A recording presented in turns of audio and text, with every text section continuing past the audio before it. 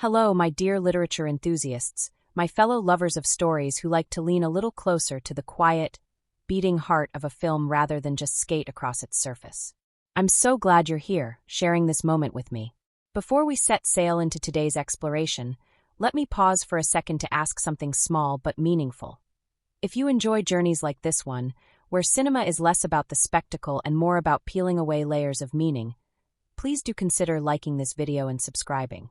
Not as an empty gesture, but as a way of saying, yes, these conversations matter.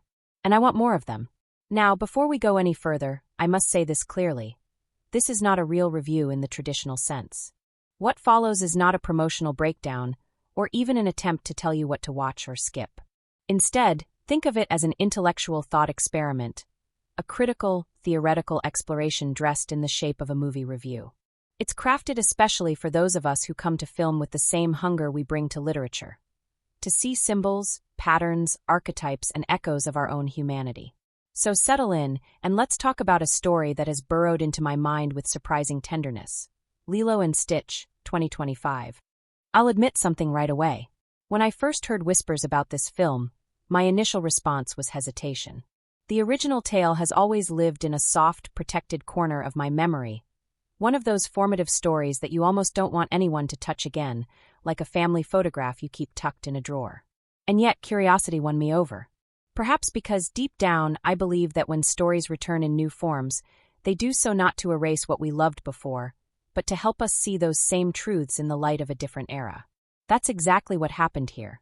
Watching it felt less like watching something remade, and more like being invited back into a dream I'd once had, this time with details I hadn't noticed before. At its heart, this film feels like a meditation on belonging, family, and the jagged edges of loneliness. Those themes, as simple as they sound, are what keep pulling me back into the story days after the screen has gone dark. You see, the characters may live on islands and among stars, but the struggles they wrestle with, loss, grief, identity, connection, are the same struggles many of us have carried silently. That's why the story resonates beyond its colorful world, because it asks the question we all quietly ask: where do I fit in, and who will hold me when I fall? The film begins in a way that is at once familiar and new. We are shown a quiet, humid evening, the kind of evening where the air feels heavy with salt and promise. And in that atmosphere we're reintroduced to the central figure, a little girl whose life feels slightly off balance. She is not polished, not perfect, not the archetypal heroine we sometimes expect. Instead, she is messy, wild-haired, stubborn, fiercely imaginative. Watching her reminded me of my own childhood self. The child who didn't always know how to explain her feelings, but carried them in fierce, unpredictable bursts. There's a bravery in portraying a child this way. Not as an ideal, but as a whole human being, contradictions and all. And then, of course, there is the creature, chaotic, hilarious, and yet strangely tender. I hesitate to call him merely a character. He feels more like an emblem. He embodies the raw unpredictability of life itself. Sometimes destructive, sometimes funny, sometimes heartbreakingly vulnerable. From the moment he arrives on the scene, you sense that this is not just a story about a girl meeting an alien. It is about the ways we encounter what feels other, what feels unmanageable, and how, in struggling with it, we discover more of ourselves. What strikes me is how the narrative uses the fantastical elements not as a distraction from the real human story, but as a mirror. Every act of chaos created by the creature is not just slapstick or spectacle. It is a reflection of the chaos inside the girl herself. The grief, the loss, the loneliness she hasn't yet learned to articulate. Watching her chase him, fight with him, scold him, and eventually hold him is like watching someone confront their own inner turbulence and slowly, achingly, learn to embrace it. I don't know about you, but I found myself wincing in recognition, thinking of the times I've done the same with my own unruly emotions. Pushing them away, only to realize that they were part of me all along. The plot moves with a rhythm that balances gentleness with sharp turns.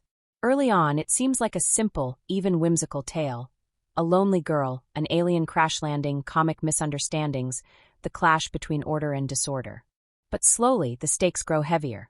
The authorities close in, the fragile threads of family stretch taut, and the whimsical begins to reveal its teeth. The girl's older sister struggles, visibly, under the weight of responsibility, caught between being a caretaker and being a young woman with her own dreams. I found myself watching her almost more closely than anyone else, because her exhaustion, her flashes of frustration and tenderness, felt achingly familiar. Who among us hasn't at some point tried to hold a family together with hands that were already trembling? The turning points are crafted with a careful sense of emotional layering.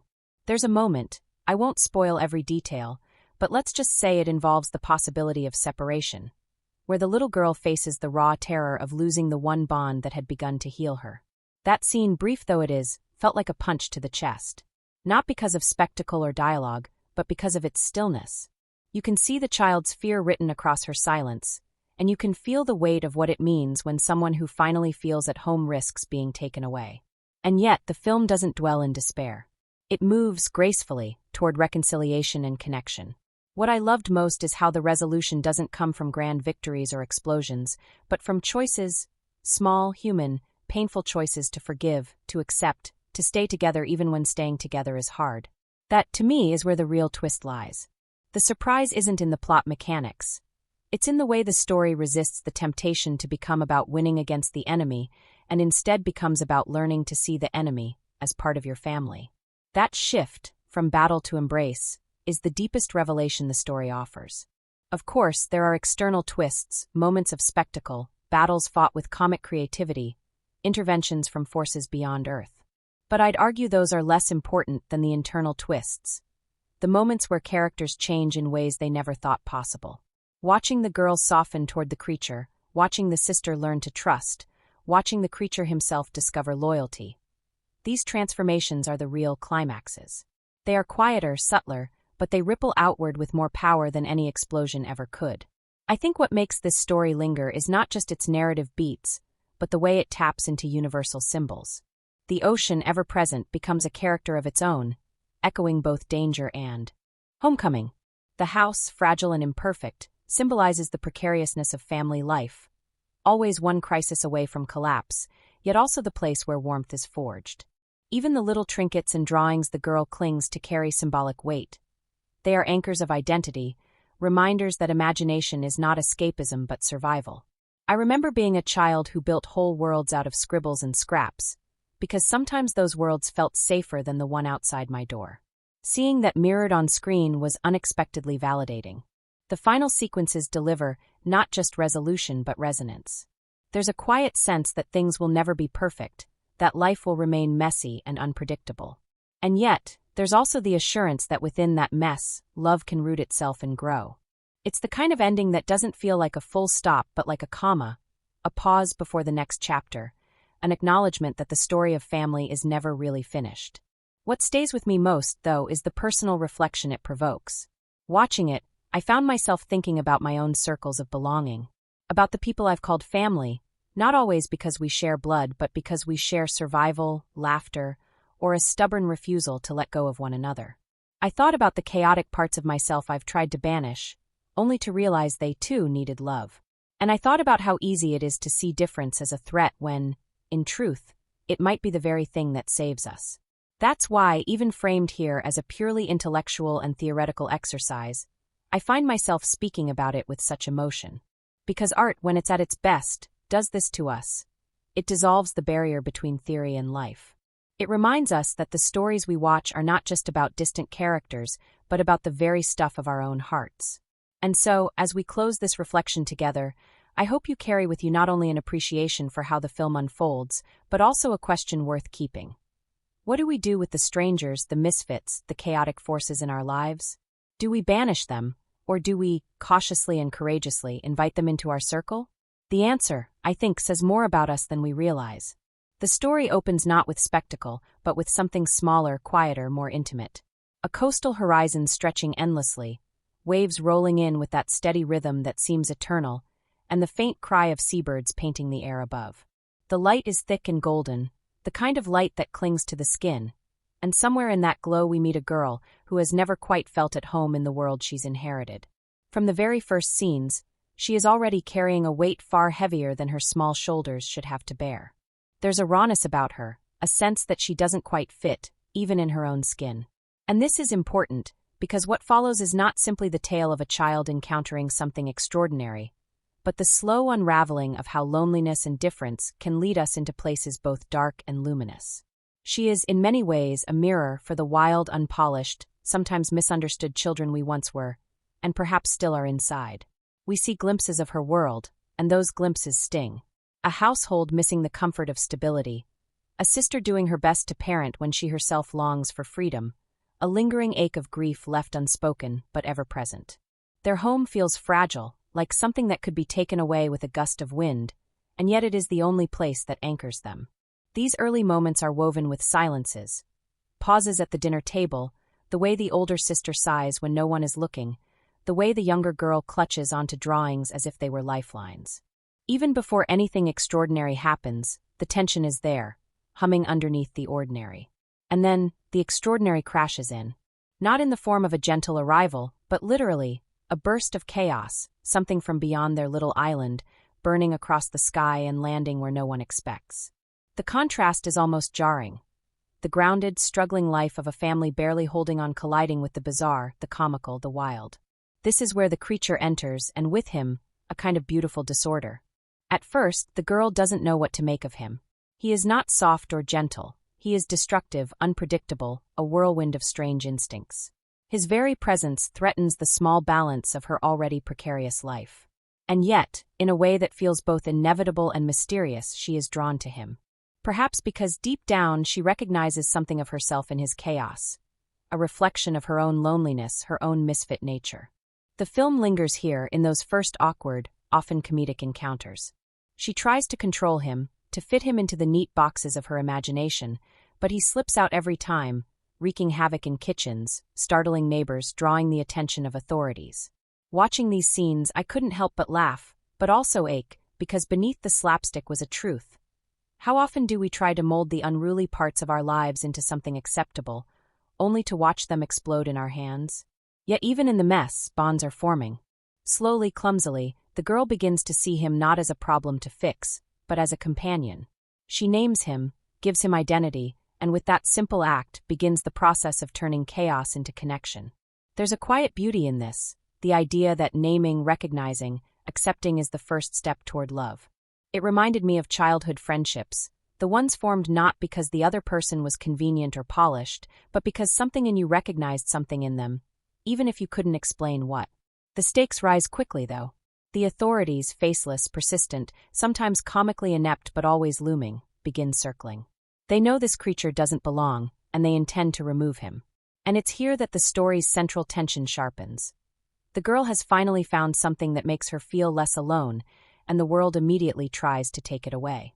Her fear of loss, already raw from past wounds, becomes the emotional engine driving her every decision.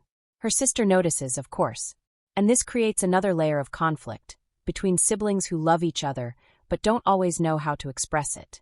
The older one worries, scolds, pleads, tries to bring order, while the younger resists, clinging to her strange new friend with a desperation that borders on defiance. Their arguments are painful to watch because they ring so true. Two people who desperately need each other, but can't quite bridge the gap between their pain. Amidst all this tension, the film gifts us with fleeting, tender moments. There's a scene where the girl and the creature sit by the ocean at night, the waves glowing faintly with phosphorescence, and she whispers a wish into the wind. He doesn't understand her words, not fully, but he mimics her gesture, and the simplicity of that shared silence feels profound. No grand declarations, just two beings acknowledging each other in the quiet. And somehow, that feels more powerful than any spectacle could. But the fragile peace doesn't last. The creature's instincts, still wild and untamed, get them into trouble. Property is destroyed, tempers flare, and suddenly the fragile thread keeping the family together begins to snap. The authorities close in more aggressively, the sister's patience thins, and the little girl feels cornered. It's here that the emotional stakes become clearest. This is not just about keeping a strange alien pet. This is about whether or not love and family can withstand chaos. And woven into all of this are symbols that deepen the narrative. The house itself, often shown trembling under the weight of storms or mishaps, becomes a metaphor for the family, fragile, imperfect, constantly at risk, but still standing. The ocean, vast and eternal, symbolizes both isolation and possibility, its tides echoing the rhythms of belonging and loss. Even small objects, a photograph, a makeshift toy, a child's drawing, take on weight, grounding the story in the idea that memory and imagination are what sustain us when the world feels unkind. As the story progresses, we begin to sense that a breaking point is near. The authorities' presence looms larger, the sister's worry sharpens into fear, and the girl's determination hardens. And through it all, the creature, once purely chaotic, begins to show flickers of change. A gesture of protectiveness here, an attempt at kindness there. He is not fully transformed, not yet, but the seeds of something deeper are planted. Watching him, I thought about how relationships often change us in increments, in tiny moments that don't look like much at the time but, when gathered together, shift the entire course of who we are. By this point, the audience is pulled taut between laughter and heartbreak. The comedic misadventures, ruined dinners, misinterpreted customs, disastrous attempts at blending in, sit side by side with the ache of real loss and the looming threat of separation. And it works because life, too, rarely separates joy from sorrow so neatly. They spill into each other, just as they do here. The most haunting part of this first movement is not the chaos or the comedy, though, but the quiet moments of longing. The way the girl looks at her sister when she thinks she isn't watching. The way she clings to the creature at night, as if afraid he'll disappear by morning. The way the sister, exhausted and overwhelmed, stares out at the horizon, wondering if she's strong enough to hold everything together. These moments build slowly, like pressure beneath the surface, and by the time the first half of the story concludes, you feel it pressing against you too. We arrive, then, at a kind of threshold. Nothing has fully broken yet, but everything is precariously balanced. The girl has found a strange companion who mirrors her loneliness. Her sister is stretched thinner than ever, and the world outside is closing in. You can feel the shape of the story shifting, moving towards something heavier, more dangerous, more transformative. The pieces are all set in place, and the question that hums beneath every scene is this: will love be strong enough to hold them together when the storm finally breaks? The storm does not come with warning. It arrives all at once, crashing down like an inevitable truth that no one wanted to face. Up until now, everything had been a delicate balancing act. Laughter stitched together with heartache, chaos barely contained by stubborn hope. But balance is fragile, and here it finally collapses. The creature, whose wildness had once felt comical, becomes a danger too great to ignore. His instincts, sharpened by a past none of them fully understand, propel him into choices that tear the thin veil of safety. In one shattering moment, the fragile home they shared crumbles, not just metaphorically, but literally, leaving wreckage where once there had been warmth. It's devastating to watch because that house was never just walls and wood. It was the last piece of their family's history, the one space where they still belonged. Seeing it fall feels like seeing their love buckle under the weight of everything they can't control. The girl stands in the ruins, clutching at fragments, her eyes wide with disbelief. And for a heartbeat, it seems as though the story has already broken her. But the fall of the house is only the first fracture. The authorities, relentless and unfeeling, seize their moment. They move in with calculated precision, separating the girl from the creature, the sister from the fragile semblance of stability she had tried so hard to preserve. This is the turning point when the film bares its teeth. The laughter that had carried us through the chaos is gone, replaced by the raw ache of separation. The girl fights, of course. She screams, resists, throws herself into the fray with the kind of desperate bravery only children seem capable of. But it isn't enough. She watches, powerless, as her companion is taken, dragged into the shadows of a system that sees him not as a being capable of change, but as a mistake to be corrected. The creature's cries echo against the night, guttural and strange, but heavy with something unmistakably human fear. And here the story becomes something more than adventure or comedy. It becomes tragedy with the faintest promise of hope. The girl, left with nothing, crumbles into her sister's arms, and for the first time, the silence between them is broken not by anger or exasperation, but by grief shared. They cling to one another, realizing that for all their misunderstandings, they are all each other has left. But grief does not sit idle. Out of it grows resolve. And so begins the pursuit, messy and uncertain, but driven by love. The girl refuses to let the story end in loss. She enlists her sister, and together they set off in search of what has been taken, determined to defy the inevitability of separation. What follows is a sequence that blurs the line between comedy, action, and aching vulnerability. The chase spans across the island, through dense forests where shadows twist, across wide beaches where the sea crashes angrily, and into hidden facilities where cold metal replaces the warmth of sand. Each step brings new obstacles. Each obstacle tests the fragile trust between siblings, and every failure presses heavier on their already strained hearts. And yet, in the middle of that chase, something remarkable happens. The creature, trapped, studied, restrained, begins to change. He remembers. Not just fragments of his past, but fragments of what he has learned here. The drawings, the words, the tiny gestures of affection. He remembers family not as a concept, but as a feeling, and that memory shifts him. For the first time, his actions are not driven by chaos or instinct, but by choice. He wants to go back. He wants to belong. The climax unfolds with breathtaking tension. The girl and her sister, battered but unyielding, finally find him. The reunion is not soft or easy. Alarms blare, enemies close in, the very ground seems to tremble, but it is profound. She reaches for him, not with the desperation of possession, but with the trust of love. And he, once the embodiment of unruly destruction, reaches back with something that feels like gentleness. It is not enough to simply escape, though. The true climax lies in the confrontation between love and authority, between the fragile bonds of a found family and the cold machinery of a world that refuses to see beyond labels. In those moments, the girl does not plead with logic or reason. She pleads with the simplest, most human truth. That family, however unconventional, however messy, is worth protecting. There is a beat of silence where it seems the authorities might win, where loss feels inevitable once again.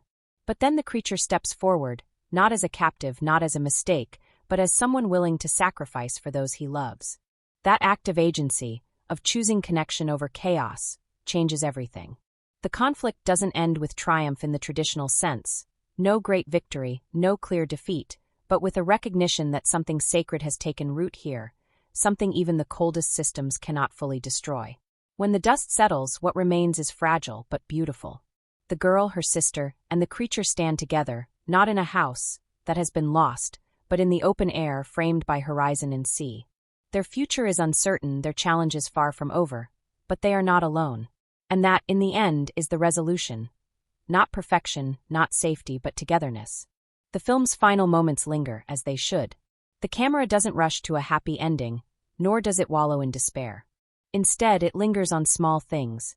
A hand held tightly, a shared smile, the sound of laughter that feels earned.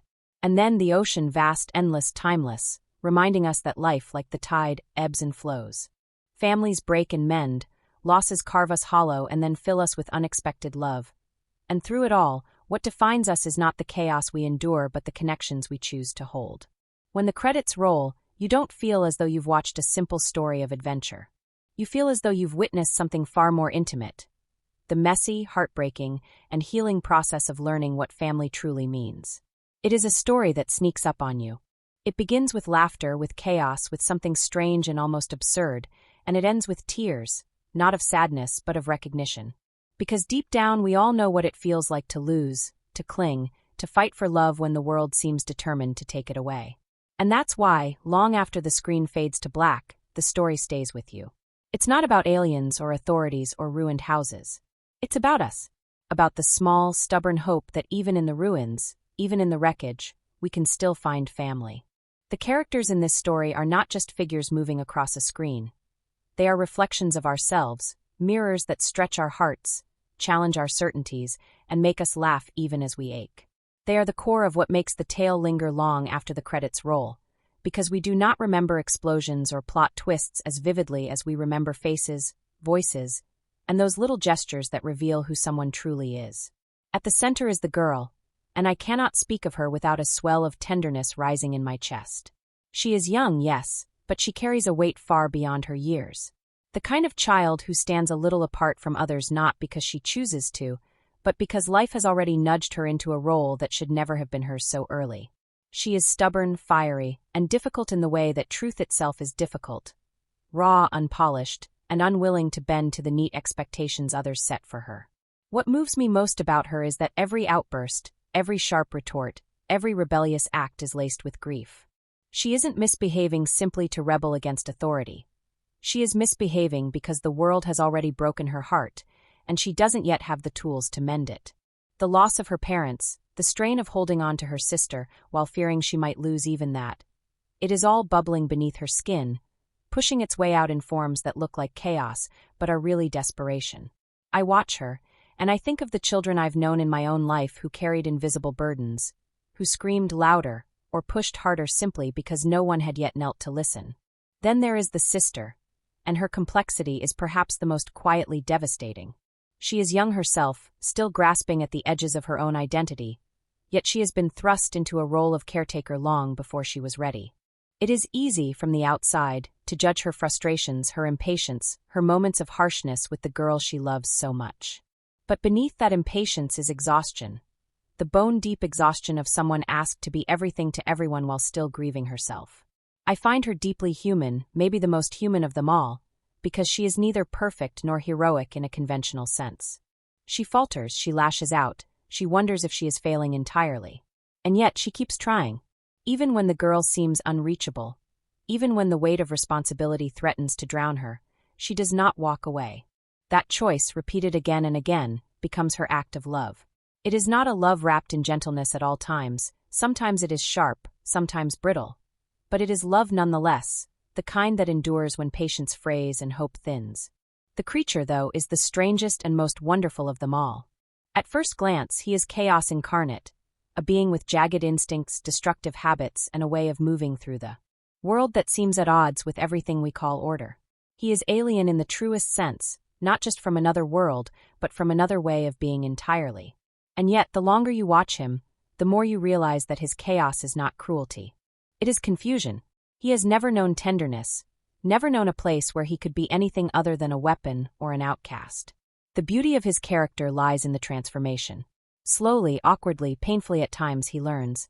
He learns not in the way a human child might, through lectures or punishments, but through small acts of care.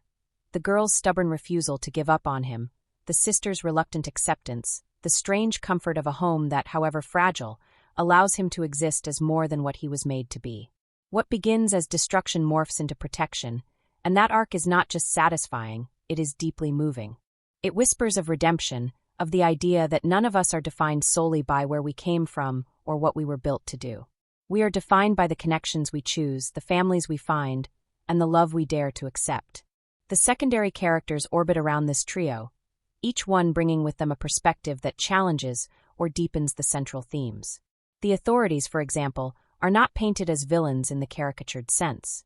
They are precise, detached, efficient, the embodiment of systems that value order over compassion. Watching them, I couldn't help but think of the ways real-world institutions often fail those who need gentleness most. They do not hate the creature. They simply cannot see him as anything other than a mistake. That blindness is their cruelty. And then there are the community figures, the background presences who gossip, judge, and whisper about the sister's situation. On the surface, they may seem like filler, but in truth, they represent something far more cutting.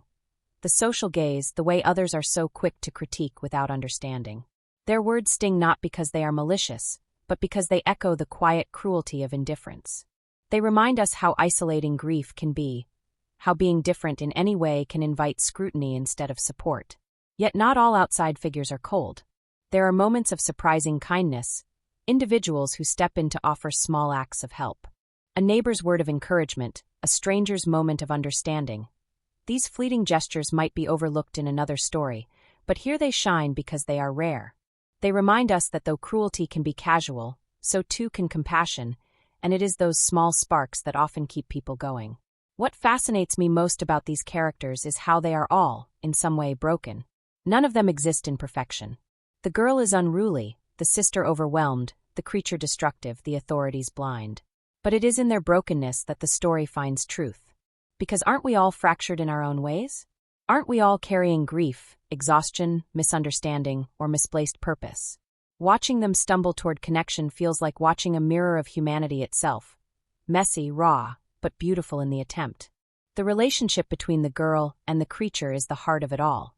She sees him not as others do, not as a monster or mistake, but as someone equally lost, equally misunderstood. In a way, she recognizes herself in him. That recognition is what builds their bond, and it is why their connection feels so powerful. She does not tame him, she accepts him, chaos and all. And in that acceptance, he learns how to choose gentleness over destruction. Their bond is not just friendship. It is the embodiment of the theme that family is not found in blood, but in the stubborn act of choosing one another. The sister's arc, though quieter, is just as profound. She learns not just how to parent, but how to let herself be vulnerable again. Her relationship with her younger sibling, though strained, grows into something stronger precisely because of the conflict. Love is not shown in easy harmony but in weathering storms together, and by the end their bond feels earned, fragile still, but unbreakable at its core. And the creature? Oh, how his presence lingers. He is comic relief, tragedy, redemption, and symbol all rolled into one. He teaches us that even the most unlikely souls can learn to love, that chaos can be reshaped into care, and that belonging is not granted by others but built through choice. He is strange, yes, but his strangeness becomes his beauty, a reminder that difference does not equal danger. By the time the story closes, you realize you are not walking away with memories of explosions or dramatic chases, though those moments exist. You are walking away with images of faces. The girl's fierce determination, the sister's weary smile, the creature's awkward but heartfelt gestures of care. These are what linger, because these are the moments that feel real. And isn't that what the best stories do? They remind us that characters, however fantastical, are us in disguise. They carry our grief, our hope, our messiness, and our small, stubborn belief that even in a broken world, love can still be chosen. The beauty of cinema, at least for me, is that the film we see on the screen is always just the tip of the iceberg. Beneath it lies a vast ocean of effort, mistakes, discoveries, happy accidents, and whispered stories from the set that never make it into the polished promotional interviews. What fascinates me most are those moments when real life collides with art in unexpected ways, when something unplanned shifts the course of production, or when an obscure detail tells you that the filmmakers were thinking far deeper than anyone imagined. With this story in particular, the making of it became almost as compelling as the narrative itself. It was a journey shaped by small eccentricities, strange coincidences, and facts so curious that when you learn them, you cannot help but view the finished piece differently. One of the strangest details that still lingers in my mind is about the creature itself. Early designs went through dozens of iterations, and some were startlingly different from the one we all know.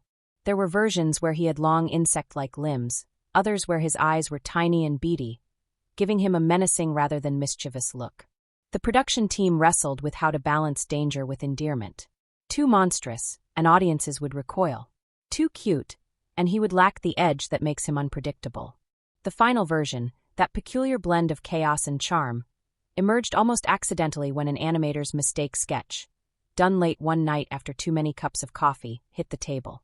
That imperfect doodle carried a spark, and the team built on it. I love that thought, that an exhausted hand, drawing without the pressure of expectation, found the soul of the character. Another little-known fact lies in the voice recordings. Many of the creature's odd sounds and mutterings were not fully scripted, but came from playful experimentation in the studio. The voice actor, rather than following a list of noises, improvised with guttural growls, squeaks, and half-garbled words. Some of these weren't even intended for the final cut. They were warm-up noises. Yet the director, listening through, insisted they be kept, arguing that the rawness of those sounds carried the kind of strangeness no polished performance could capture. In that sense, the creature's voice is less an invention and more a kind of found art. The girl's character also has its own strange trivia. The wardrobe department, for example, insisted on using clothes that had been worn, washed, and frayed before being used on set. They didn't want her to look like a perfectly costumed figure. They wanted her clothes to feel like they had lived a life. So they scavenged thrift shops, sometimes even taking donations from crew members' children, and then distressed the fabrics further to make them look authentically worn. This detail is subtle on screen, but it adds an invisible authenticity. When you see her run barefoot across a dusty yard or curl up in bed clutching a ragged doll, you believe it not because of acting alone, but because the fabric itself carries history. There is also an uncanny story about one particular scene. The night sequence where the creature looks up at the sky. You might remember it as one of the quietest, most poignant moments in the entire film, was plagued with technical difficulties. The lighting rigs kept failing, the sky wouldn't cooperate, and the crew grew increasingly frustrated. But on the third night of attempts, just as they were preparing to shut down, a meteor streaked unexpectedly across the Hawaiian sky. The cameras captured it, and the director, rather than discarding it as an accident, wove it into the scene. That brief flicker of light was never planned, yet it fits so perfectly that it feels scripted by fate itself. And then there are the unusual occurrences involving the local community. Because much of the film was shot on location, the crew interacted daily with residents who were curious, amused, and occasionally skeptical about the entire project. There are stories of children sneaking onto set to peek at the alien, only to be frightened by early puppet tests. At one point, a local elder approached the director to tell them about traditional Hawaiian beliefs regarding spirits and family, explaining that what the film was attempting to say about ohana had deep resonances with their own cultural philosophies. The director was so moved by this exchange that small adjustments were made to certain lines of dialogue to echo those teachings more closely. That moment, a conversation on the margins of a film set, changed the thematic resonance of the entire movie. The production wasn't without its challenges, and some of these led to facts so strange they've become almost legend among the crew. Take the storm incident. Midway through shooting, a tropical storm struck the island unexpectedly. The set was battered, equipment was damaged, and schedules were thrown into disarray. Yet rather than halting entirely, the filmmakers decided to adapt. Some of the storm footage was quietly integrated into background shots, lending a realism that no special effects could mimic. In that sense, the weather itself became an uncredited cast member, shaping the film with its raw, unpredictable force. There's also a fascinating bit of trivia about one of the background details in the girl's house. The walls are covered with photographs and drawings, many of which were not made by the art department, but by real children of the crew. The production team asked crew members' kids to contribute drawings of their families, pets, or imaginary creatures, and these were pinned on set to create the authentic feel of a child's space. Few viewers will ever notice this consciously, but it means that the walls of her home are literally built from the love of real families, hidden in plain sight. Even the music carries strange backstories. One of the most iconic songs was almost cut entirely because of licensing issues. For weeks, the crew feared they would lose it, and backup compositions were drafted. But then, through an almost absurd stroke of luck, a last-minute agreement was reached, allowing the piece to stay. Had that negotiation failed, the emotional register of several key scenes would have shifted entirely. Knowing that, I can't watch those moments without imagining the alternate version. One that would have felt emptier, less magical, all because of a contract negotiation. There's something surreal, too, about how the actors bonded with the creature's puppeteers and animators. Because the character was partially realized through practical effects, the actors had to respond to strange contraptions, wires, and puppets that looked half real, half mechanical. The girl, especially, built a quiet trust with the team controlling the creature, often talking to them as though they and the creature were one. She would laugh, improvise, and sometimes comfort the puppet as though it were alive. The line between fiction and reality blurred in those moments, creating a kind of magic that no digital-only process could replicate. But perhaps the strangest fact of all lies not in the mechanics of production, but in its accidents of timing. The film's release was delayed multiple times, and during those delays, the world outside shifted in ways that made its themes feel eerily relevant. By the time audiences finally saw it, the resonance with ideas of family, resilience, and the value of those who don't fit the mold had deepened tenfold. It's strange how sometimes art is born in one moment, but finds its true home in another, as though the world itself conspires to align a story with the time it is most needed. These facts, the improvised voices, the meteor caught on film, the storm folded into the narrative, the thrifted clothes, the children's drawings, the cultural consultations, the licensing near misses, all of them form a secret parallel story, one that runs beneath the surface of the film we know. They remind me that stories are not created in sterile studios, but in messy, human spaces where chance and chaos are as much a part of the process as planning and discipline. And maybe that's the strangest fact of all, that a film about chaos, belonging, and found family was itself built through chaos, belonging, and found family. The crew became a kind of ohana, weathering storms together, improvising solutions, weaving their own lives into the fabric of the story. That truth, though invisible to most, lingers in every frame, like a ghost of the making itself. What always fascinates me when I think back on this film is how the critical weight of its story rests not on grand spectacles or action-driven climaxes, but on small, intimate events that carry the density of whole worlds inside them.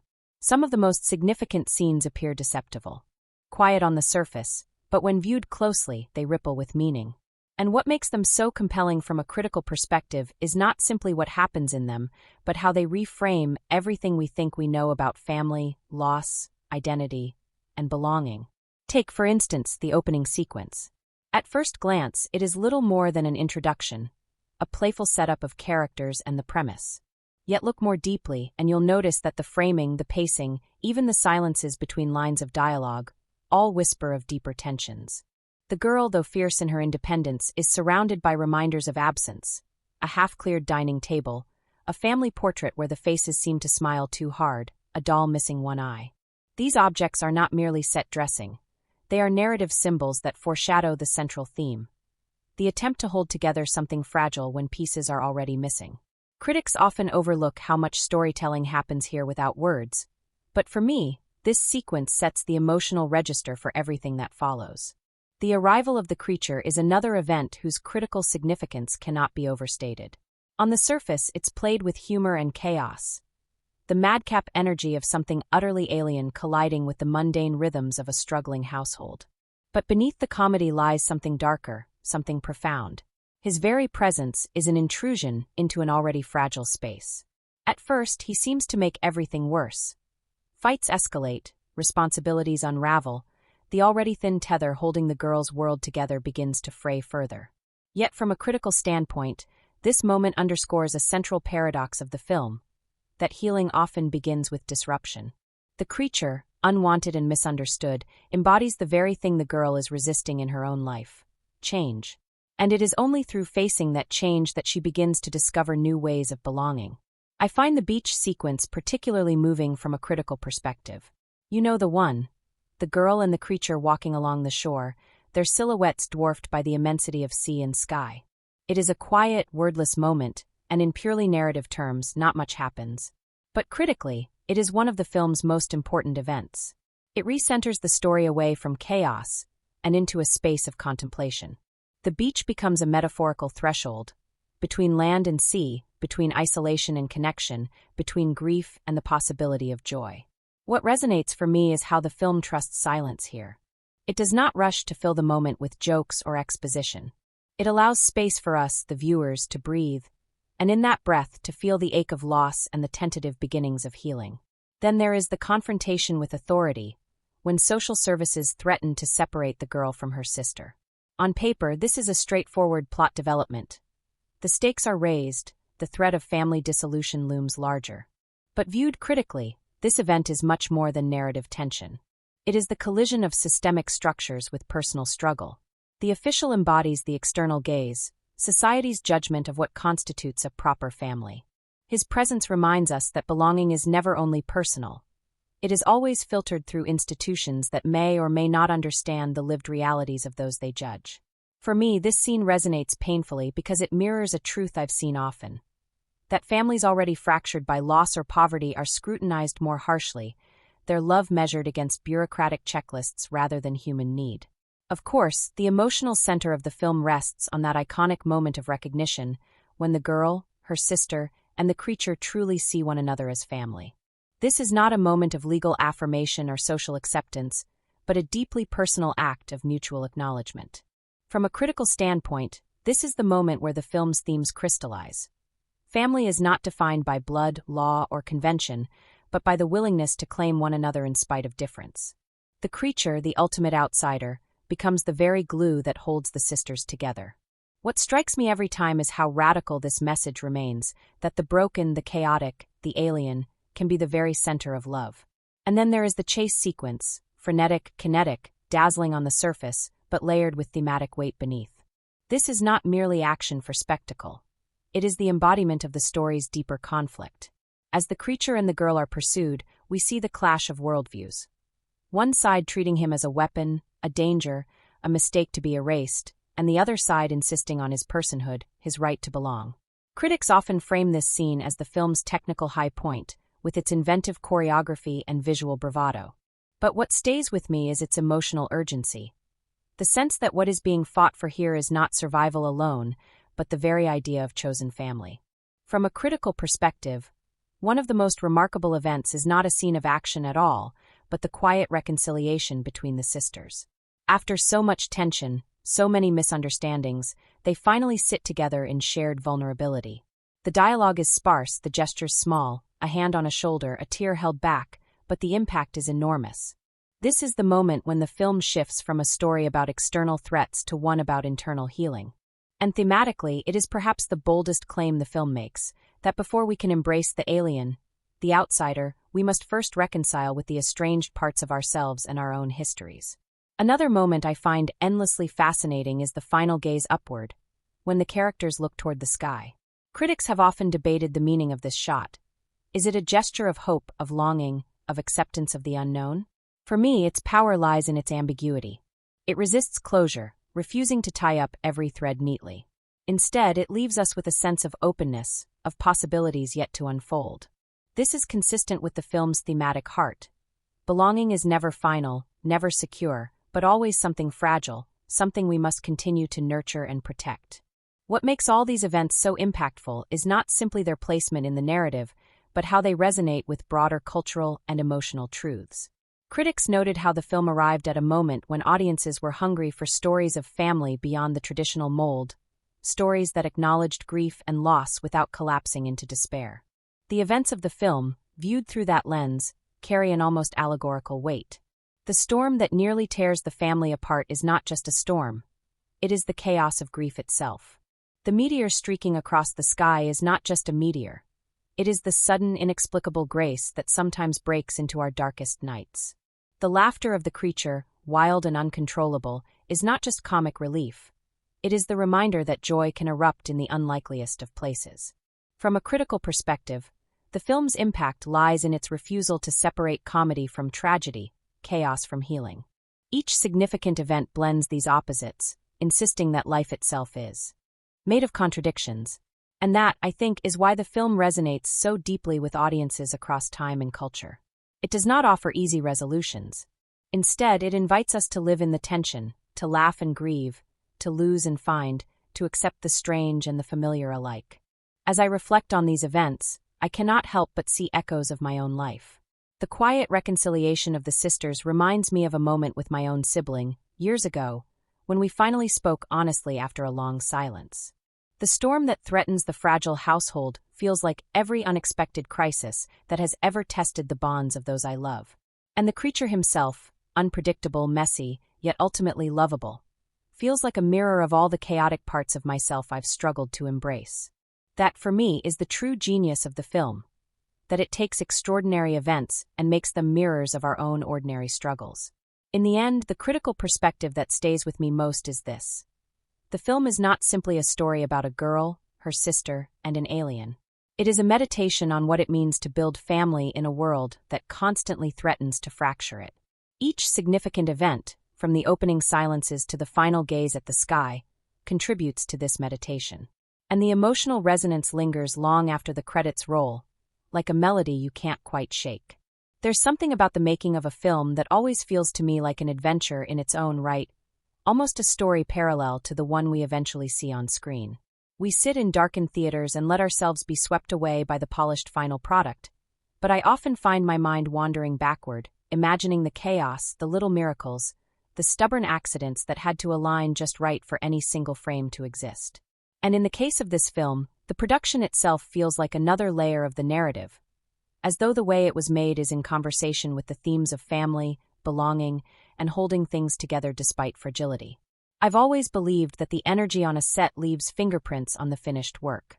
You can sense when the crew is exhausted and unmotivated, just as you can sense when the cast truly loves each other's company, when the director fights tooth and nail to preserve a vision, or when the cinematographer finds the exact moment when the light feels alive. That's part of why I find myself so drawn to the stories behind this particular film. The production was messy, often unpredictable, and yet somehow, that messiness infused the story with authenticity. One of the earliest anecdotes that always makes me smile involves the creature itself. Designing him wasn't as straightforward as it may seem now in hindsight. The production team went through dozens of iterations, some more monstrous, others almost too adorable, like plush toys. What they settled on was this improbable balance. Odd enough to look alien, yet expressive enough to let us see tenderness beneath the chaos. I remember reading how one of the animators joked that he modeled some of the creature's movements on his own dog, who had a habit of tilting his head in confusion whenever someone spoke too quickly. That tilt made its way into the creature's personality, and when you notice it in the film, it's impossible not to smile. It's a reminder that sometimes the quirks of our everyday lives, Our pets, our gestures, our accidents become immortalized in art. The filming of the beach scenes had its own hurdles, many of them involving weather. On paper, the ocean was supposed to represent a serene threshold, a place of quiet revelation. But nature had other plans. Waves crashed higher than expected, winds tore at equipment, and one day the tide nearly carried off a prop that had taken weeks to construct. Yet, instead of breaking the production, these obstacles deepened the sense of realism. The girl's hair blowing wildly in the storm, the uneasy tilt of the horizon. Those weren't stagecraft, they were gifts from nature. The director even remarked once that the ocean itself seemed to be a character, moody and unpredictable, as much a participant in the story as any human actor. Behind the camera, the crew had a bond that mirrored the themes of the movie.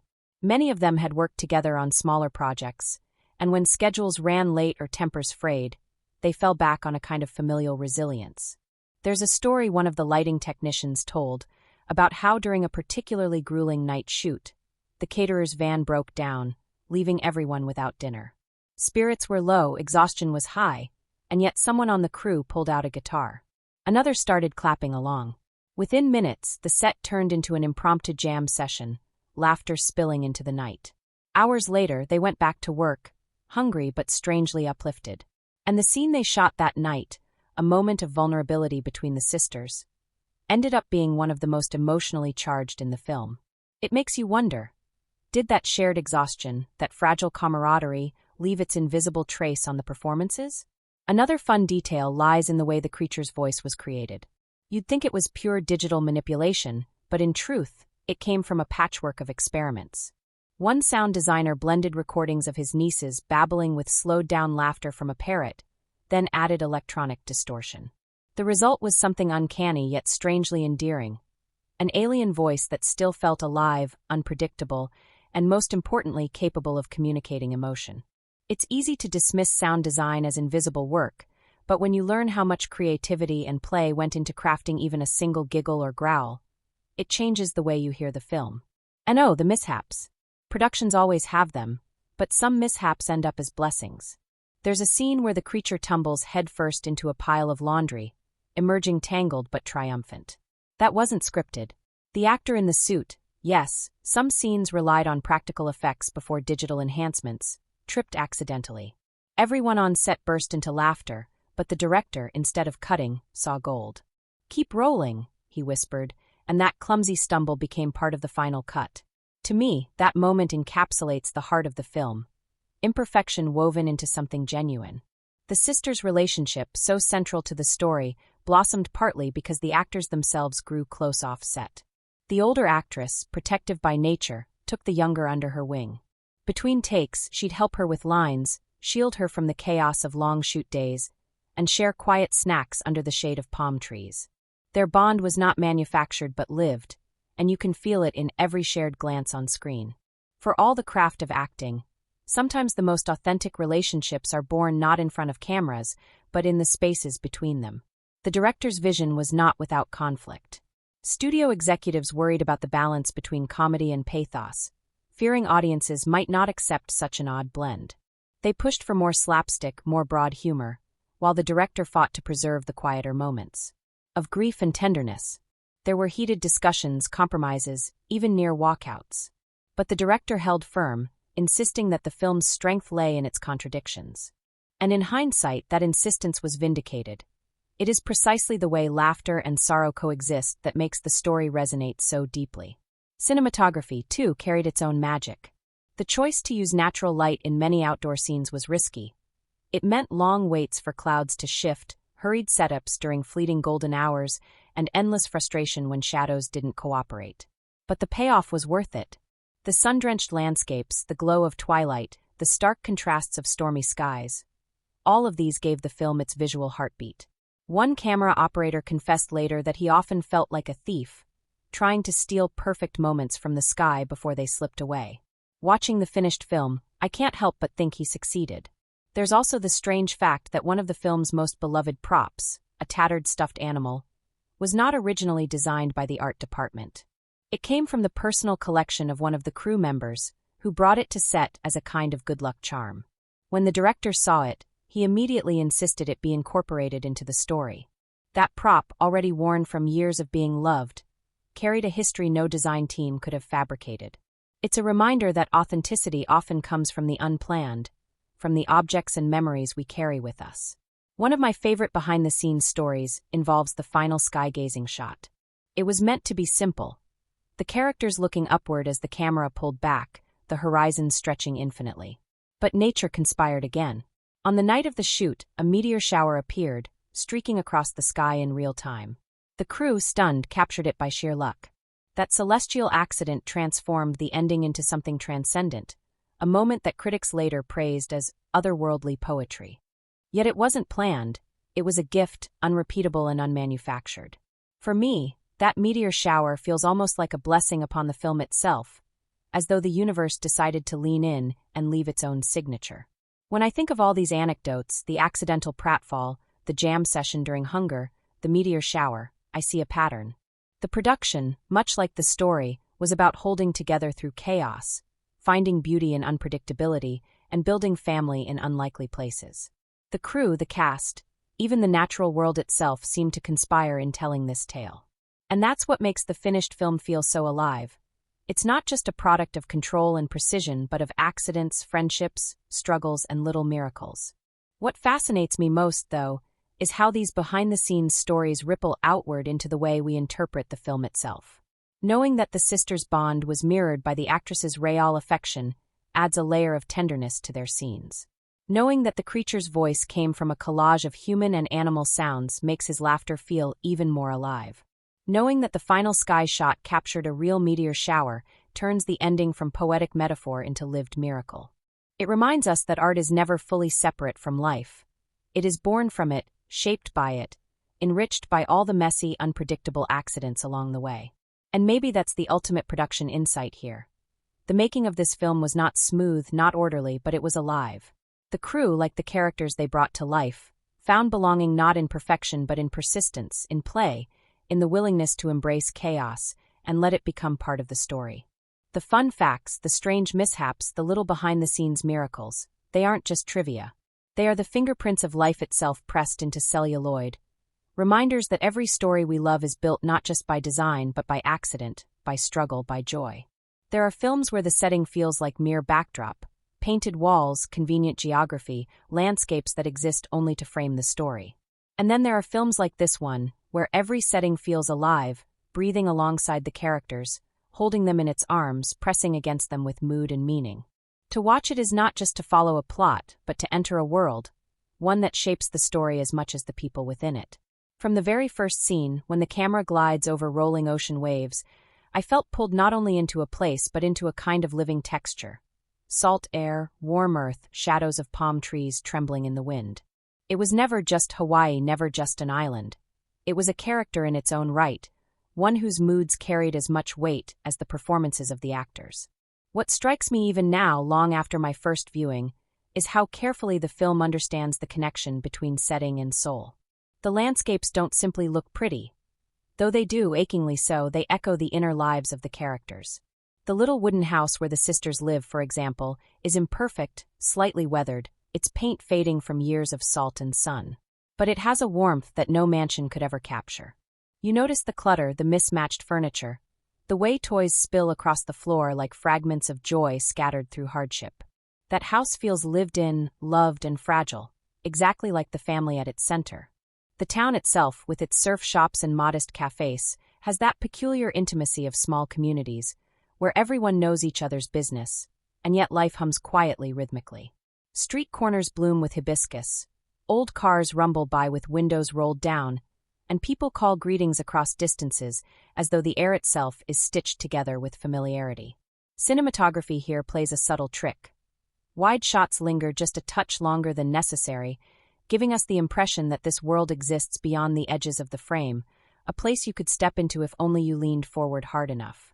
And then, of course, there's the beach. I don't think I'll ever forget how the ocean is filmed in this story. It's not merely background, it is mood incarnate.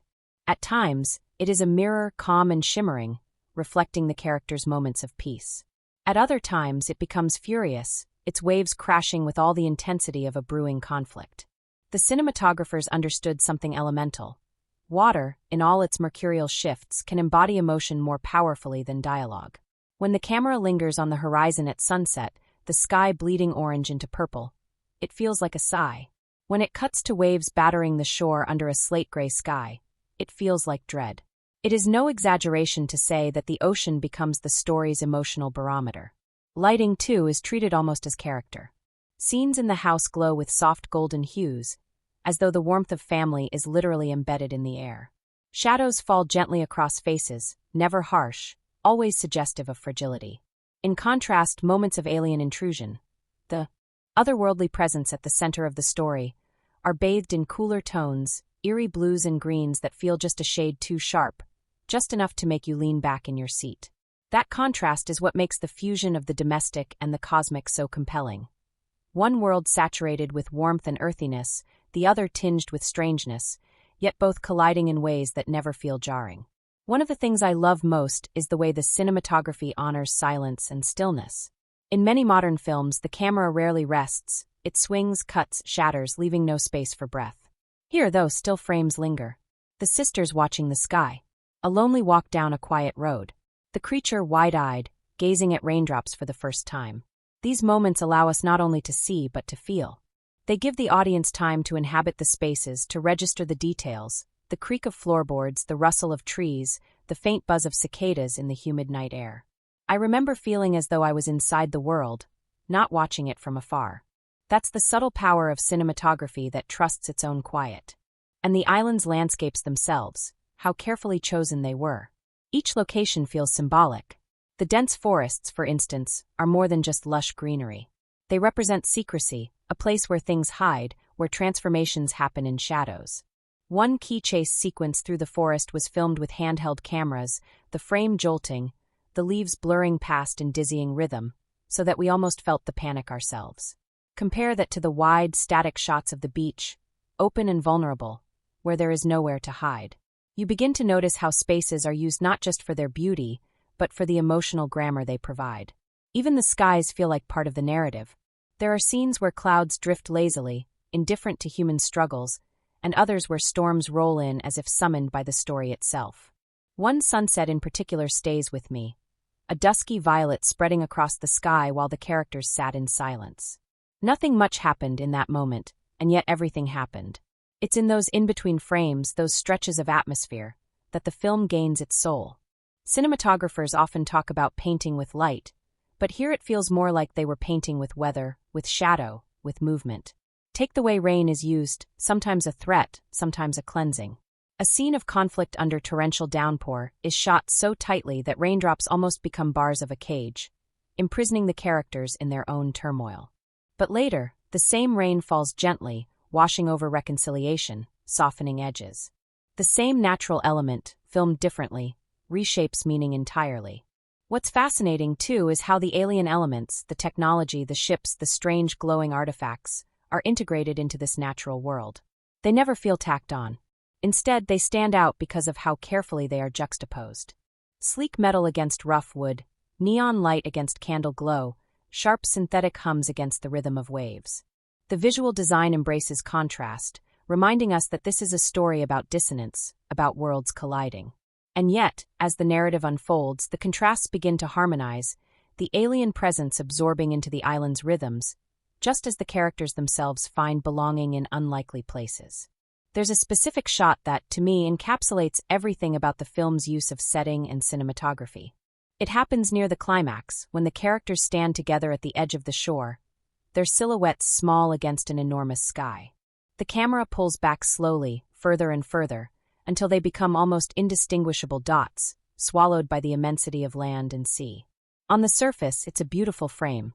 But symbolically, it says everything. We are small, yes, fragile, even breakable, but together, even in our smallness, we hold meaning. That shot is one of those rare cinematic moments that doesn't just look beautiful. It speaks. Color palettes deserve mention too. Warm tones dominate moments of family connection.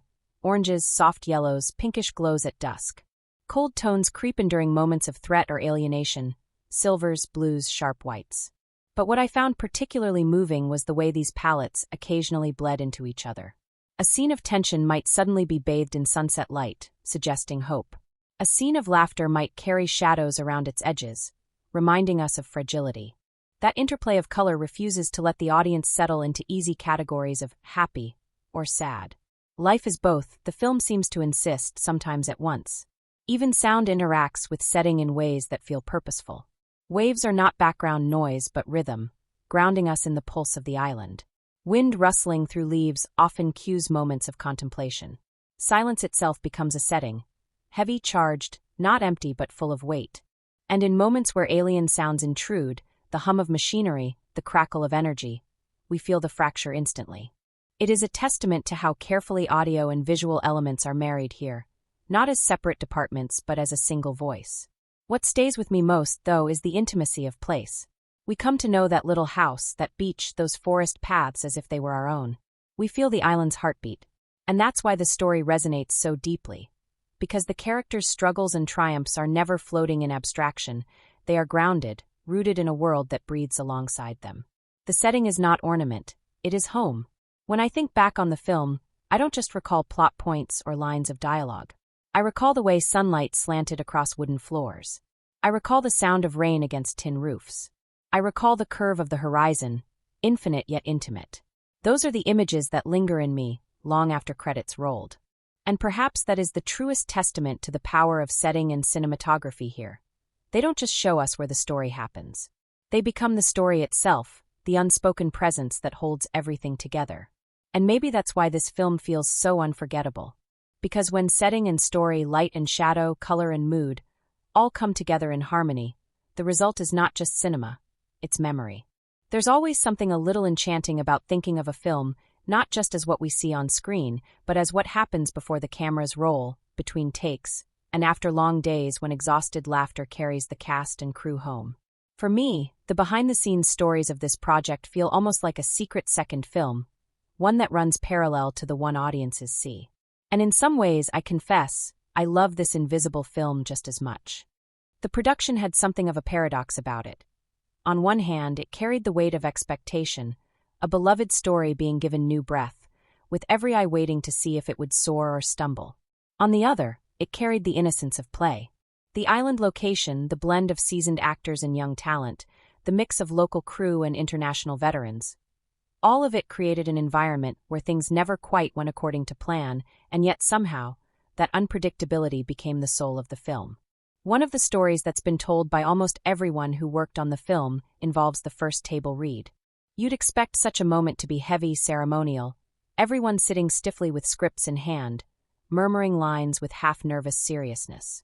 Instead, it turned into something more like a family dinner where no one could stop laughing. The young actress at the center, carrying much of the story on her shoulders, had a way of reading her lines with such sincerity that even the most hardened crew members had to pause misty-eyed. And then, just as easily, she would flip into a burst of mischief, making faces across the table or intentionally exaggerating a word until everyone cracked. That first gathering set the tone. This was going to be a production where laughter would carry them through. Filming on the island brought its own surprises. Nature doesn't bend easily to schedules, and there were more than a few days when a sudden downpour turned what was supposed to be a bright, sunlit scene into something drenched and moody. But here's the magic. Instead of frustration, the director often embraced these accidents. One particular scene that now feels iconic, the sisters huddled together under a leaking roof as rain poured down outside, was not planned at all. It was written as a dry daylight sequence, but when the rain refused to stop, the crew adjusted, and the result became one of the most atmospheric moments in the film. The behind-the-scenes reality was less romantic. Buckets being shuffled around to catch leaks, crew members soaked to the bone, the sound team shielding their equipment with frantic tarps. But when the cameras rolled, everything aligned, and what could have been a disaster turned into poetry.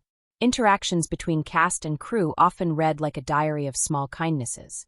The cinematographer, for instance, was known for carrying candies in his pocket, passing them quietly to children on set whenever they grew restless between takes. The lead actor developed a habit of starting each day with a kind of improvised pep talk, usually funny, sometimes absurd, but always enough to make the crew smile before long hours of work. Even the extras, many of them locals, brought their own warmth, often staying after hours to share meals or teach the crew bits of island culture that added layers of authenticity to the project. Of course, it wasn't all effortless. Challenges came, and often in waves. The creature at the heart of the story, such an unusual character, needing to look both alien and strangely lovable, was a monumental technical challenge. Sometimes it was portrayed with practical puppetry, other times with digital stand-ins. But during the earliest weeks of shooting, the puppets malfunctioned constantly. There's a story of one particularly tense day when, mid-scene, the puppet's ear simply fell off. The actress, to her credit, didn't break character. She scooped up the ear, tucked it under her arm, and kept delivering lines as though nothing unusual had happened. The crew erupted into laughter, and that moment, though never intended for the camera, became one of those legendary memories that everyone swore they'd never forget. Another challenge lay in the emotional weight of the story. The young cast members were tasked with carrying scenes of grief, resilience, and deep vulnerability. Not easy material for anyone, let alone children. The director often worked gently, pausing between takes to create a space of safety, sometimes even telling stories from her own childhood to help the actors connect with the emotions without being overwhelmed by them. It was not uncommon for crew members to grow misty-eyed behind the lens during those takes, reminded that art, at its best, doesn't just ask us to perform but to feel. One of the stranger behind-the-scenes facts involves the wild chickens that roamed the island locations. No matter how carefully the production tried to clear them from the set, inevitably a rooster or hen would wander into the background, clucking at precisely the wrong moment. For weeks, the sound team joked that the chickens were trying to steal a supporting role. Eventually, one particularly bold rooster did become something of a mascot for the crew, often perched near the craft services table as though keeping watch. Someone even nicknamed him executive producer. And then there were the long nights. Filming at night on an island brings a beauty that can't be replicated on sound stages. The chorus of insects, the sweep of stars across the sky. But it also brings exhaustion, heavy damp air, and technical difficulties. Lights would fog over, equipment would stick, tempers would fray. It was during one of those grueling stretches that an unlikely ritual was born. Just before dawn, when everyone was at their sleepiest, the assistant director would play a particular song over the loudspeakers. It was silly, upbeat, a complete contrast to the serious tone of the scenes. But without fail, it jolted the crew awake, sending them into fits of dance or laughter. That ritual carried them through, transforming fatigue into shared joy.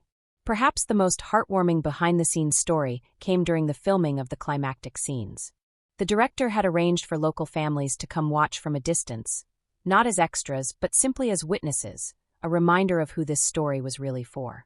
After the final shot of the day, the families applauded, not because they were told to, but because they felt moved by what they'd seen. Cast and crew alike were in tears, realizing in that moment that their months of effort had not been in vain. They had created something that resonated, even before it reached theaters. It's easy to romanticize these stories after the fact, to paint them as smooth, inevitable. But I think what makes them resonate is the opposite. The chaos, the unpredictability, the fact that art is always made in the cracks between planning and accident. Behind the polished beauty of the film lies a messy human process. Ears falling off puppets, rain-soaking scripts, chickens interrupting takes. And yet, somehow, all of it came together, woven into something that feels seamless on screen. That is the true wonder of behind-the-scenes life, the alchemy of turning mishaps into magic. And maybe that's why I love revisiting these stories. They remind us that cinema isn't just about the final image. It's about the people who gather, in all their imperfection, to tell a story together. It's about laughter echoing through long nights, about kindness in small gestures, about the willingness to adapt when plans unravel. It's about the invisible film that lives behind the visible one, the one made not of celluloid but of memory. And sometimes, just sometimes, that invisible film is the one that stays with you longest. When I think back to this film, the first thing that comes to mind isn't a single scene or line of dialogue, but a feeling, that ache in the chest, the sudden rush of recognition, as though the story was whispering something deeply familiar. I realized, the more I sat with it, that this wasn't only about characters surviving their trials, or even about family and friendship in the usual sense. It was about belonging, about what it means to find home not just as a place but as a choice, and that theme curled itself around every other element like an invisible thread. Belonging is a tricky word. It can sound soft, even sentimental, but here it carried the weight of survival. For the little girl at the center, belonging wasn't merely about fitting in, It was about whether she and her sister would be allowed to stay together, whether the fragile fabric of family could hold under pressure. And for the strange, chaotic creature that fell into her life, belonging meant something even stranger. Finding acceptance in a world that saw it first as dangerous, destructive, other. These two arcs mirrored one another, woven like reflections across water. Watching them, I couldn't help but think of moments in my own childhood, times when I felt like the odd one out, desperate to be understood, even as I feared my edges were too sharp for anyone to hold. That theme of belonging was symbolized in countless small ways, some obvious, others subtle. Take the recurring image of the house, for instance. It wasn't just a roof and walls, it was always shot as though it were slightly precarious, weather-beaten, barely holding together. And yet inside that house, laughter echoed, arguments erupted, and bonds were stitched and restitched. The house symbolized the family itself, imperfect, fragile, but stubbornly standing against the storms. I remember pausing on that thought, realizing how often we romanticize homes in films, turning them into polished ideals, while here the choice to show broken shingles and peeling paint told us that beauty lives in resilience, not perfection. Another theme that pulsed through the story was the tension between chaos and order. The alien visitor embodied pure chaos, unpredictable, destructive, wild. The young girl, too, was often described by the adults around her as difficult, troublesome, someone who couldn't quite follow the rules. Yet what was fascinating was how the story refused to punish them for this wildness. Instead, it asked, what if chaos itself carried the seeds of love? What if the parts of us that don't fit neatly into boxes are exactly what others need? This inversion struck me deeply. It made me think of how, in life, we are often taught to trim ourselves down to be palatable, when perhaps it is our strangeness, our sharp corners, our quirks, our too-muchness, that becomes the source of connection. Symbolism ran wild in this tension between chaos and order. Water, for example, flowed through the film as a motif. The ocean was both a threat and a refuge, mirroring the creature's own dual nature. In one scene, when the girl stood on the shore, gazing at the vastness, the waves seemed to echo her inner turmoil, restless, searching, uncontainable. Later, when the creature was shown floating quietly, the same waves became gentle, cradling, almost maternal. That shifting symbolism reminded me of how the things that frighten us can, in time, become the very things that save us. Family, too, was explored not as a static unit, but as a fragile ecosystem. The older sister, bearing responsibilities far beyond her years, became a living symbol of sacrifice, a figure who embodied both maternal strength and youthful exhaustion. Her arc wasn't about being flawless, but about breaking under the weight of expectation and then, miraculously, standing again. I found myself reflecting on the way the film used small, symbolic gestures to highlight this. Her hands, for example, were often shown close-up, hands fixing, hands holding, hands trembling. In one scene, she burned her hand slightly while cooking, and the camera lingered, a metaphor for how care itself can wound the caregiver. Loss hovered like a ghost across the film, never named too loudly, but always present. The absence of the parents wasn't simply a backstory detail. It was a symbol in itself, shaping the rhythms of every interaction. The empty chair at the table, the photographs that caught the camera's eye for a second longer than necessary. These visual cues carried more weight than dialogue ever could. I remember thinking how true this felt. Grief doesn't shout, it lingers in corners, in absences, in the silence after laughter. One of the most striking symbols, though, came in the form of small objects, trinkets, toys, scraps of life that carried more meaning than their surfaces suggested. The girl's ragged doll, for instance, was shown again and again, clutched in moments of fear, abandoned in moments of distraction, repaired tenderly after being torn.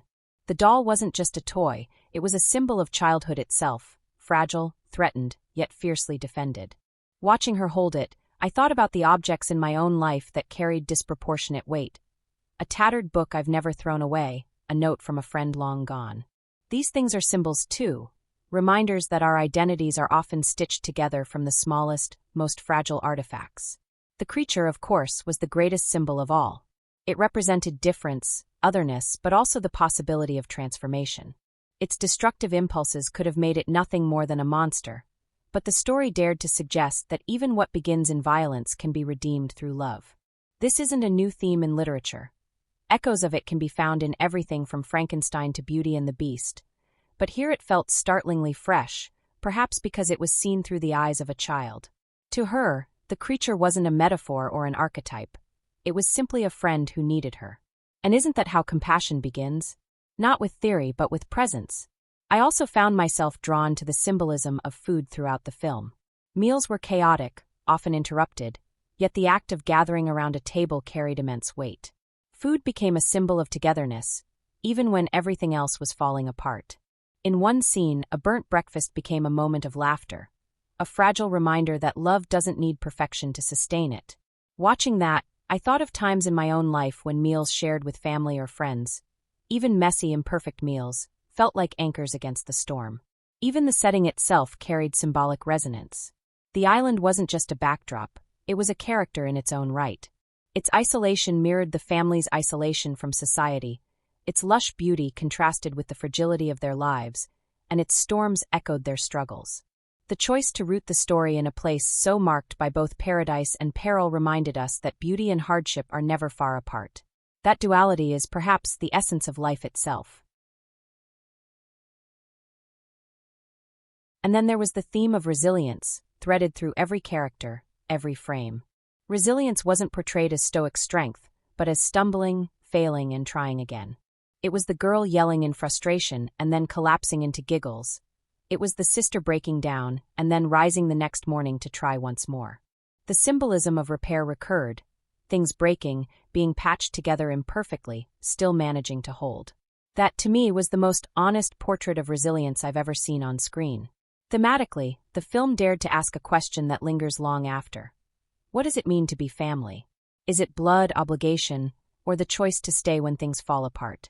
Every symbolic gesture pointed back to this central question. The creature being embraced as part of the family was perhaps the boldest answer. Family is not defined by sameness, but by commitment, by the willingness to hold space for difference. I find myself returning to that thought again and again, especially in a world that often seeks to exclude rather than embrace. In its quiet way, the film also explored themes of authority and rebellion. The social worker, the law, the forces of order, they weren't villains exactly, but they symbolized a world that demanded conformity, a world unable to see nuance. Against this, the sisters and their strange new companion symbolized resistance, a refusal to flatten themselves to fit expectations. That tension resonated with me deeply, as someone who has often felt the friction between rules and individuality. Symbols of light and shadow threaded through the cinematography as well. Light often fell across faces at moments of intimacy, while shadows lengthened during moments of conflict. It wasn't subtle, but it was effective, reminding us that themes don't always need to whisper. Sometimes they can speak plainly, visually, without apology. By the end, all these themes and symbols converged into a single truth. Love, messy and imperfect, is enough. It won't fix everything, it won't erase loss or prevent storms, but it will hold us together in ways nothing else can. The final scenes made this visible not just in words but in images. Hands clasped, a house still standing after the rain, a creature once feared now nestled safely in the embrace of family. That's what remains with me more than plot or dialogue. The image of love as a thread, fragile but unbreakable, binding the wild and the weary alike. And maybe that's why this film lingers so stubbornly in my heart. Because in its themes and its symbolism, it told me something I already knew, but needed to remember. That we are all, in some way, looking for a place to belong. That chaos doesn't mean we're unworthy of love. That resilience isn't perfection but persistence. And that family, however we define it, is the shelter we keep building together, even when the storms keep tearing it down. I've always believed that the soul of a film lives not just in what's being told, but in how it's being told. The story can be as old as time, characters can echo archetypes we've seen before, but the way a filmmaker chooses to capture a moment, the angle of the camera, the rhythm of the edit, the hush of silence before an outburst, that's where cinema breathes. And with this film, I found myself marveling again and again at those invisible hands shaping the experience. It was like being guided through a dream where every flicker of light, every cut, every sound felt purposeful, designed not to show off but to sink me deeper into the world. One of the first things I noticed was the way the camera seemed to act less like a detached observer and more like an intimate companion. It rarely floated above with the godlike omniscience some films rely on.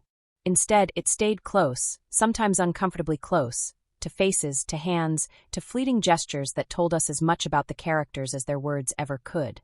When the little girl squinted at the horizon, the camera didn't just show us her view.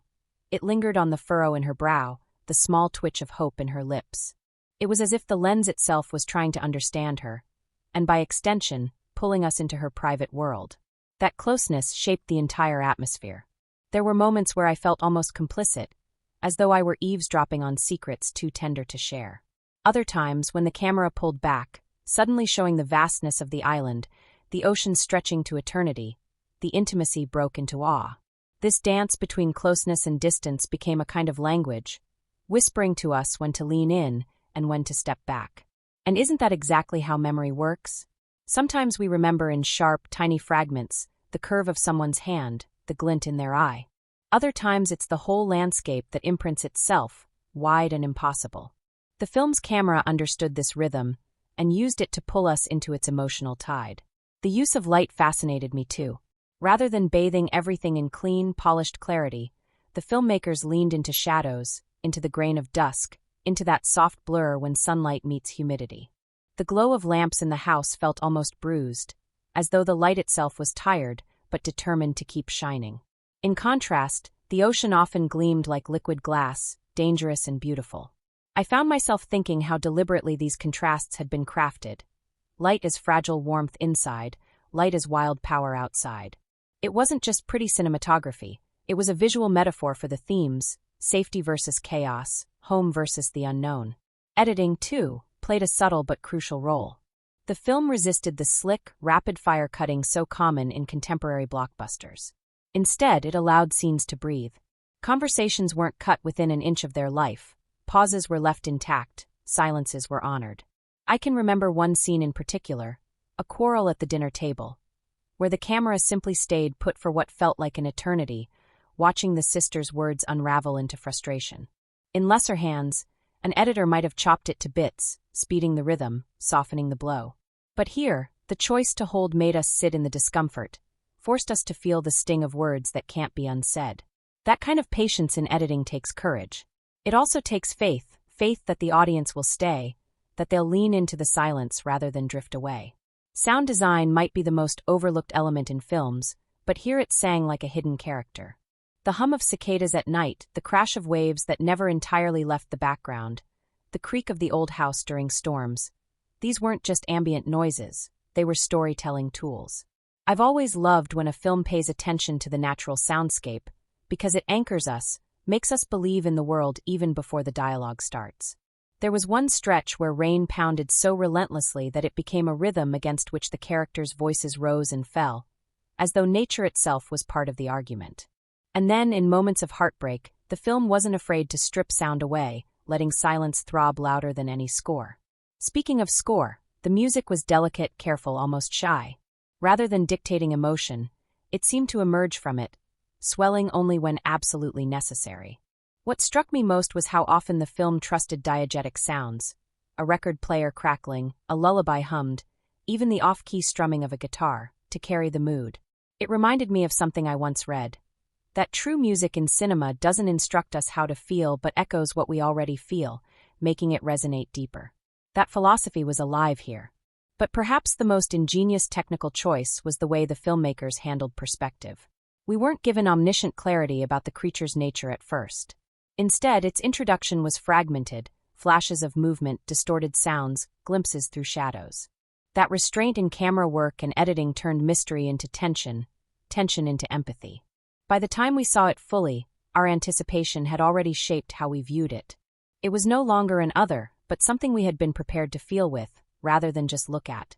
That kind of slow reveal is an old trick, yes, but rarely done with such grace. Now, thinking about box office production always makes me wary, because money feels so far removed from art. But with films like this, it's impossible to separate the two completely. Every creative risk, the choice to linger in silence, the refusal to make the creature entirely comic or entirely monstrous, the insistence on focusing on small domestic spaces rather than spectacle, all of that was a gamble. Box office numbers are often unforgiving to films that value quietness over flash. And yet, strangely, the production here seemed to trust that audiences would respond. That trust alone feels radical in an industry that often chases trends. I've read enough about filmmaking processes to know how many invisible hands shape what we see on screen. Producers worrying about budgets, editors trimming to fit runtime demands, sound engineers layering dozens of tracks until the world feels alive. It struck me while watching that this film had managed to maintain its intimacy despite those pressures. Even its big set pieces, the storm, the chase, never lost sight of character. They weren't about scale for scale's sake, they were about how these individuals survived within chaos. That restraint, again, is rare. It makes me wonder what kind of conversations happened behind the scenes, what arguments were fought, what compromises made, to preserve that focus. Technically, one of the most subtle triumphs was the integration of practical effects with digital ones. The creature, with all its wild energy, could have easily slipped into uncanny territory. Instead, the filmmakers blended physical textures, puppetry, animatronics, practical lighting, with CGI enhancements. The result was something tangible, something that felt like it really could knock over furniture, tear through walls, or curl up on a pillow. I think that's why so many